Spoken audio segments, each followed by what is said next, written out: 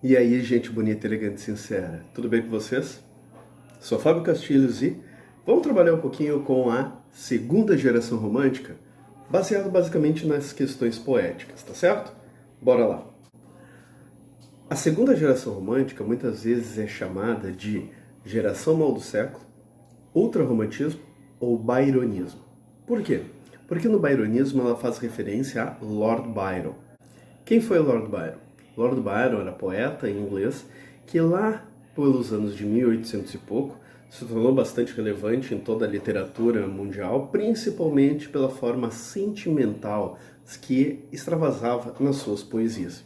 E esse sentimentalismo, esse egocentrismo, foi reverberando em todos os poetas pela Europa, como por exemplo Alfredo de Musset, poeta francês, que inaugurou, entre outras coisas, e fez parte da geração do mal do século na França, também chamada de mal du siècle, né? Então, o que isso quer dizer? Quando essa vertente chega ao Brasil e encontra o romantismo brasileiro, encontra jovens, universitários, estudantes, muitos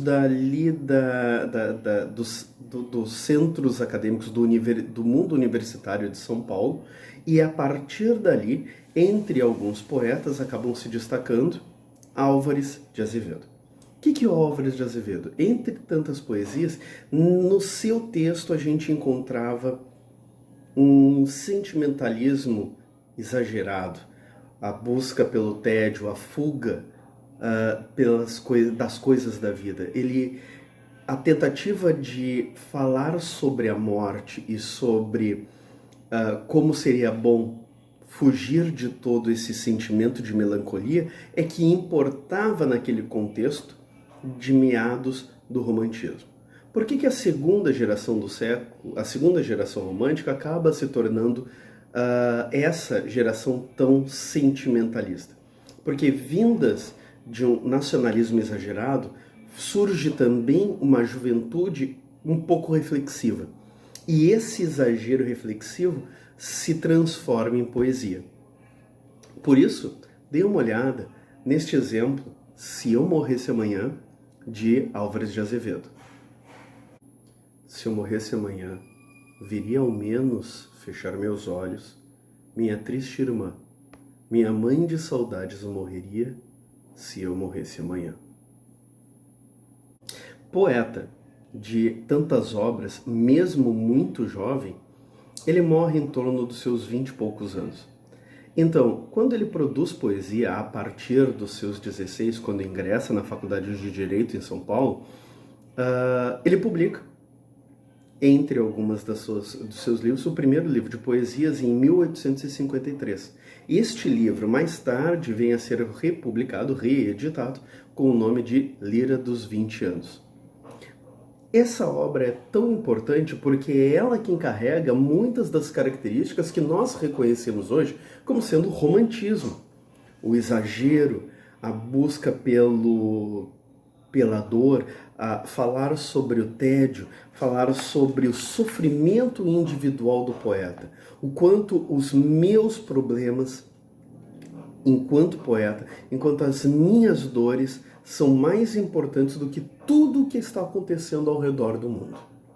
Um exemplo disso a gente pode ver no poema Lembrança de Morrer, que a gente pode ouvir um trechinho.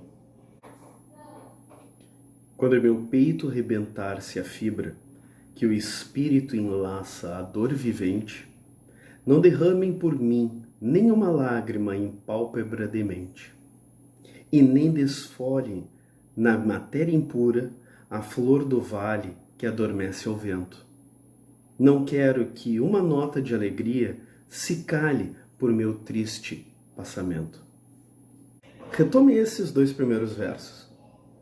Quando em meu peito rebentar-se a fibra que o espírito enlaça a dor vivente. Existe uma metáfora aqui em que a gente enxerga a fibra como sendo o coração. Por um lado, o coração como a metáfora, o sentimento, aquilo que simboliza de mais emocional do ser humano. por outro lado, é um órgão vital que é o que deixa o espírito enlaçado e nos traz vida. Mas agora, quando esta fibra rebentar, quando este coração rebentar, a fibra, o coração e o espírito e a vida, tudo se vai. E é neste sentimento que eu peço que não derramem só por mim nenhuma lágrima. Esses sentimentos de eu sei que vou morrer, mas eu não gostaria que as pessoas sofressem pela minha dor e pelo meu passamento, pela minha morte, também se reflete em outras poesias do Álvares de Azevedo. Ouçam um trechinho de O Poeta Moribundo. Poetas, amanhã o meu cadáver, minha tripa cortai mais sonora, façam dela uma corda e cantem nela os amores da vida esperançosa. Cantem esse verão que me alentava, o aroma dos currais, o bezerrinho, as aves que numa sombra suspiravam e os sapos que cantavam no caminho. Coração, por que tremes? Se esta lira nas minhas mãos sem força desafina, e enquanto ao cemitério não te levam, casa no marimbau a alma divina. Percebam que, se Lembranças de Morrer é um poema muito mais subjetivo, emocional, sentimental, o poema O Poeta Moribundo tem características mais irônicas. Quando ele diz o seguinte: peguem minha tripa mais sonora e façam dela uma corda e cantem nela os amores de uma vida esperançosa, eu estou contrapondo duas realidades. Por um lado, sim, a morte, a dor de morrer. Por outro lado, rir e cantar os amores de uma vida que aconteceu e que deixa de ter esperança. Mas ele chama de uma vida esperançosa. Então, a segunda geração romântica, ela é realmente muito mais dolorosa. É uma geração que traz muito mais sentimentos de sofrimento e por isso as características da subjetividade. O que é a subjetividade? É quando os sentimentos que estão sendo passados ali falam muito mais de si mesmos, do eu, do egocentrismo, de colocar-se no centro das coisas. Colocar-se no centro do poema. Mas não é apenas Álvares de Azevedo quem produz literatura nesse contexto. Tivemos tantos outros poetas como Junqueira Freire e Fagundes Varela, mas um em especial acho interessante ressaltar. Vamos ouvir Casimiro de Abreu. Ó, que saudades que eu tenho da aurora da minha vida, da minha infância querida que os anos não trazem mais. Que amor, que sonhos, que flores. Naquelas tardes fagueiras, à sombra das bananeiras, debaixo dos laranjais. Percebo que esse poema, Meus 8 Anos, de Casimiro de Abreu, traz não apenas o sentimentalismo da segunda geração romântica, mas como também busca uma fuga. Mas agora não é mais uma fuga pela morte, é uma fuga para a infância. É buscar na infância aquele momento em que tudo era tranquilo e não precisávamos ter problemas. Hoje, na atualidade, naquele contexto em que o Casimiro de Abreu estava, ele se sentia preso, angustiado, entediado, e todos esses sentimentos ele buscava algum tipo de alívio pensando na infância. Certo? Percebam então que estamos falando sim de sentimentalismo, mas que aquele sentimento romântico, ele reverbera no tempo. Eu vou ler uma tradução de uma música e quero ver se vocês percebem de quando ela é ou de quem ela seria. Estou tão cansado de estar aqui, suprimido por todos os meus medos infantis. E se você tiver que sair, eu gostaria que você fosse embora, porque sua presença ainda permanece aqui dentro comigo. E isso não vai me deixar em paz? Essas feridas não parecem curar. Essa dor é real demais. Há muita coisa que o tempo não pode apagar. Quando você chorava, eu enxugava todas as suas lágrimas. Quando você gritava, eu lutaria contra todos esses medos. E eu me segurei sua mão por todos esses anos, mas você ainda tem tudo de mim.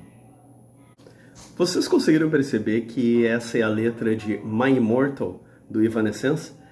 Uma banda lá dos anos 2000, do início dos anos 2000? Então, a gente consegue ouvir na tradução aquele mesmo sentimento, aquele mesmo pesar, é um sofrimento por amar, é um sofrimento por estar passando pelos problemas pelos quais eu estou passando. É um sentimento de que, mesmo vivendo e tendo uma vida dessa forma, isso não é o suficiente para me trazer felicidade. Ao contrário, esta vida cheia de sofrimentos é o que realmente vai me fazer me sentir cada vez mais desesperançoso por estar vivo. Tá certo? Segunda geração romântica é poética, é sentimental, é subjetiva, é egocêntrica, mas ela passa. E aí, vindas de um nacionalismo exacerbado que busca uma identidade para uma nação inteira, nós acabamos caindo na busca de uma identidade muito perdida, mas individual. A segunda geração romântica, nesta busca de uma identidade individual, acaba caindo naquilo que é o tédio, na melancolia e na tristeza. A gente vai passar por essa segunda geração romântica e no próximo vídeo de literatura a gente vai falar da terceira geração romântica, a geração do condorerismo, a libertária. Vamos falar de Castro Alves, tá certo? Demais, um grande beijo. Fiquem em paz. Até. Tchau.